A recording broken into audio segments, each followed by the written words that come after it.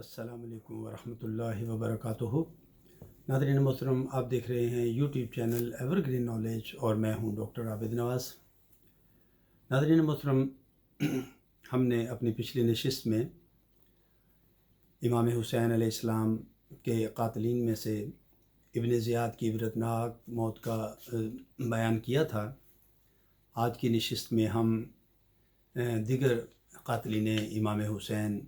علیہ السلام کا ذکر کریں گے، جن میں ابن سعد اور خولی ابن یزید اور شمر ذی الجوشن ہے۔ ناظرین محترم، مختار ابن عبید نے ان قاتلین سے بدلہ لینے کی ٹھانی تھی اور اس نے ان کو بڑی ہی عبرتناک موت سے دوچار کیا۔ لہذا مختار ثقفی نے یہ قسم کھائی تھی کہ وہ امام حسین علیہ السلام کے قاتلین کو زمین پر چلتا پھرتا نہ چھوڑے گا، اور اس نے مزید یہ بھی کہا کہ اگر وہ ایسا نہ کر سکا تو اس پر اللہ اور اللہ کے رسول علیہ السلام کی لعنت ہو۔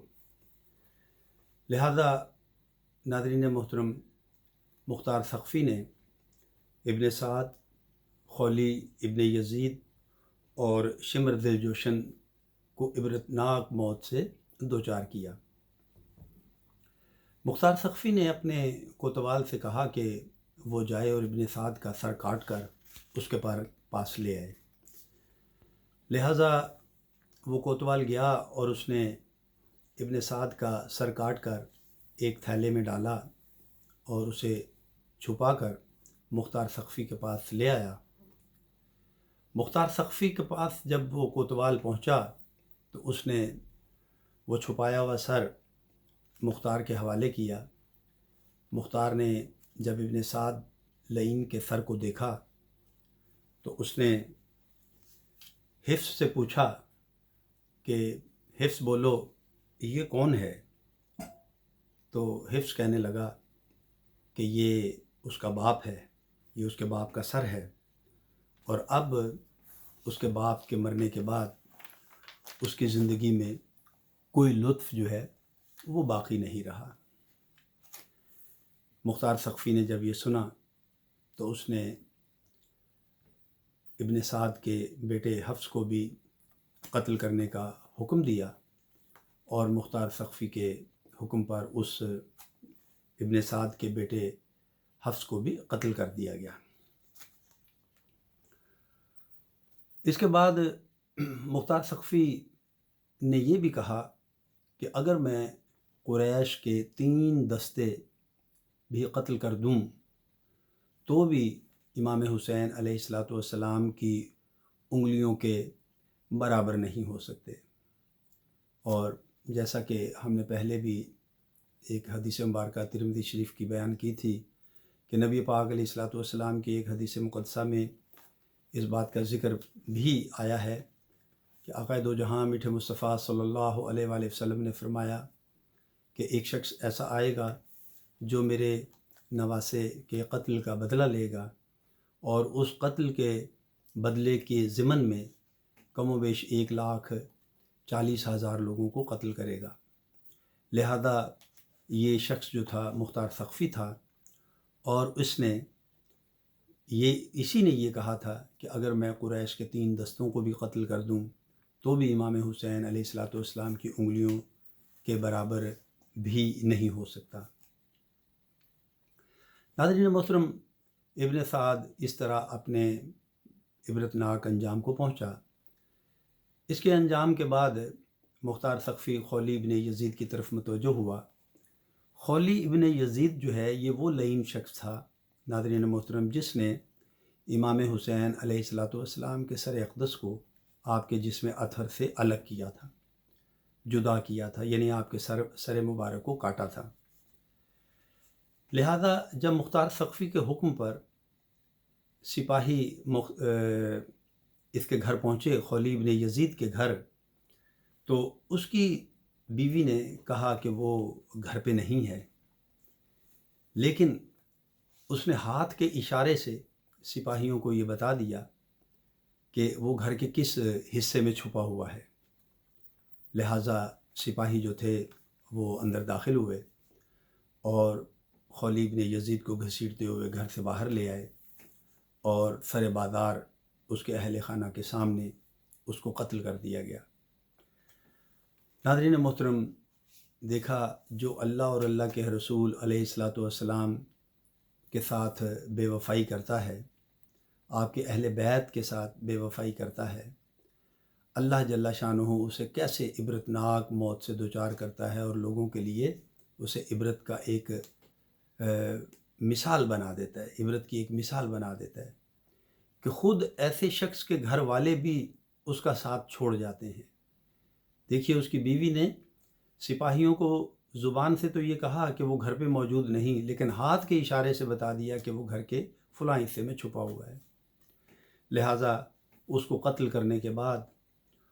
اس کی لاش کو سر عام جلا دیا گیا، اور جب تک وہ جل کر سیاہ خاکستر نہ ہو گیا، مختار ثقفی وہیں رکا رہا۔ اس کے قتل سے فارغ ہونے کے بعد مختار ثقفی جو ہے وہ شمر ذی الجوشن کی طرف متوجہ ہوا۔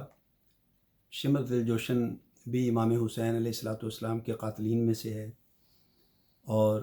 جیسا کہ ہم ذکر شہدائے کربلا میں یہ بیان کر چکے ہیں کہ شمر ذی الجوشن جو تھا یہ حضرت عباس علمبردار رضی اللہ تعالیٰ عنہ کا ماموں تھا، اور یہ یزیدی فوجوں کی طرف سے امام حسین علیہ الصلاۃ والسلام کے رفقا سے جنگ کرنے کے لیے آیا تھا، اور اس نے بہت کوشش کی تھی کہ حضرت عباس علمبردار رضی اللہ تعالیٰ عنہ کو حضرت امام حسین علیہ الصلاۃ والسلام سے الگ کر دے اور آپ کے لشکر سے جدا کر دے، یہاں تک کہ اس نے بہت لالچ بھی دیے اور بہت کچھ اس نے آ کر پیشکش بھی کی،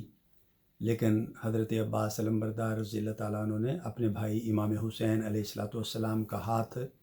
اور ساتھ چھوڑنے سے صاف انکار کر دیا، اور اس بات کو ثابت کر دیا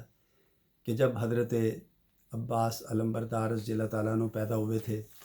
تو بعد ولادت یہ آنکھیں نہیں کھول رہے تھے،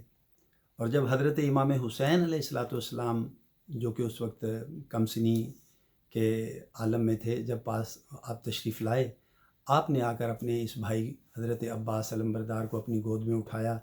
تو حضرت عباس علمبردار رضی اللہ تعالیٰ عنہ نے آنکھیں کھول دی، تو گویا سب سے پہلے انہوں نے امام عالی مقام علیہ الصلاۃ والسلام کے چہرہ انور کو دیکھا اور حضرت امام حسین علیہ الصلاۃ والسلام کی انگلی مبارک کو پکڑ لیا۔ تو اس وقت حضرت علی کرم اللہ وجہ الکریم نے یہ ارشاد فرمایا، حضرت علی کرم اللہ وجہ الکریم نے یہ ارشاد فرمایا کہ اے حسین، تمہارا یہ بھائی تا دم مرگ تمہارا ساتھ نہیں چھوڑے گا، اور اس بات کو حضرت عباس علمبردار رضی اللہ تعالیٰ عنہ نے پورا کر دیا۔ اور یہ وہی روایت تھی جو حضرت علی کرم اللہ وجہ الکریم نے حضرت محمد صلی اللہ علیہ وآلہ وسلم کے ساتھ پوری کی تھی کہ جب حضرت علی کرم اللہ وجہ الکریم کی ولادت ہوئی تھی تو آپ نے بھی اس وقت تک آنکھیں نہیں کھولی تھی جب تک نبی پاک علیہ الصلاۃ والسلام نے آپ کو اپنی گود میں آ کر نہ اٹھایا تھا۔ جب نبی پاک علیہ الصلاۃ والسلام نے حضرت علی کرم اللہ وجہ الکریم کو اپنی گود میں لیا تو حضرت علی کرم اللہ وجہ الکریم نے اپنی آنکھیں کھولیں اور سب سے پہلے چہرہ نبی علیہ الصلاۃ والسلام کو دیکھا تھا، جبکہ آپ کے والد ابو طالب جو ہیں وہ سخت پریشان تھے کہ ان کا بیٹا جو ہے نومولود یعنی حضرت علی کرم اللہ وجہ الکریم جو ہیں وہ آنکھیں نہیں کھول رہے، تو وہ سوچ رہے تھے کہ شاید بچے کی آنکھوں میں کوئی نقص ہے، کوئی معاذ اللہ شاید کوئی بیماری ہے کہ جس وجہ سے بچہ جو ہے وہ آنکھیں نہیں کھول رہا۔ لیکن جب حضرت علی کرم اللہ وجہ الکریم نے نبی کریم علیہ الصلاۃ والسلام کی گود میں آپ آئے تو آپ نے اپنی آنکھیں کھول دی۔ تو اسی روایت کو حضرت عباس علمبردار نے بھی جاری رکھا اور پھر آخر دم تک اپنے بھائی کا ساتھ نہیں چھوڑا۔ تو بہرحال ذی الجوشن لعین وہ شخص تھا جس نے ایک روایت کے مطابق اس نے حضرت امام حسین علیہ الصلاۃ والسلام کو شہید کیا تھا۔ آپ کے سینہ اقدس پر سوار ہوا تھا اور آپ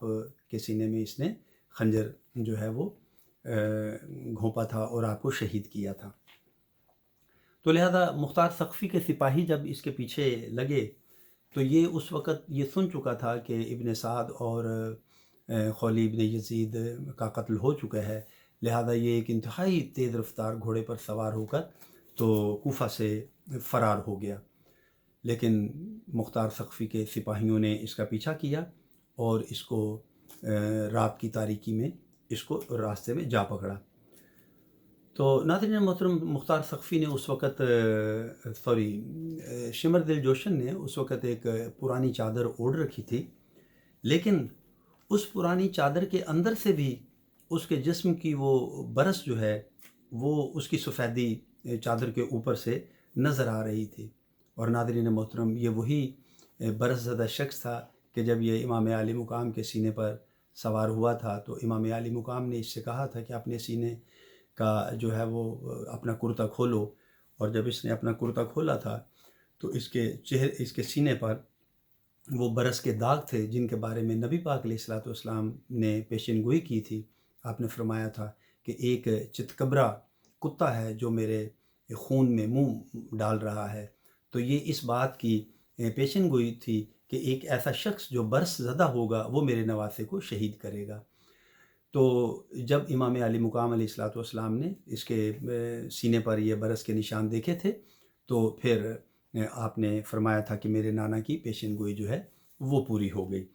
تو بہرحال اس پرانی چادر سے کے اندر سے بھی اس کے وہ برس کے نشان جو ہے وہ نظر آ رہے تھے، لہٰذا مختار ثقفی کے سپاہی جو تھے وہ گھوڑوں سے اترے اور انہوں نے شمر دل جوشن کو جو ہے وہ حراست میں لے لیا اور پھر اس کی گردن کاٹ دی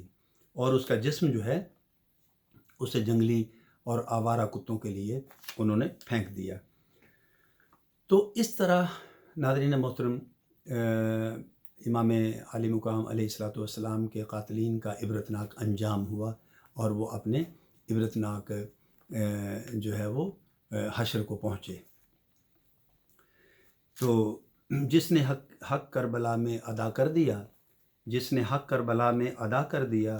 اپنے نانا کا وعدہ وفا کر دیا، اس حسین ابن حیدر پہ لاکھوں سلام، مصطفیٰ جان رحمت پہ لاکھوں سلام، شمع بزم ہدایت پہ لاکھوں سلام۔ پیارے مبلغ معمولی سی مشکل سے گھبراتا ہے، پیارے مبلغ معمولی سی مشکل سے گھبراتا ہے، دیکھ حسین نے دین کی خاطر سارا گھر قربان کیا۔ تو ناظرین محترم، آج کے لیے اتنا ہی کافی ہے۔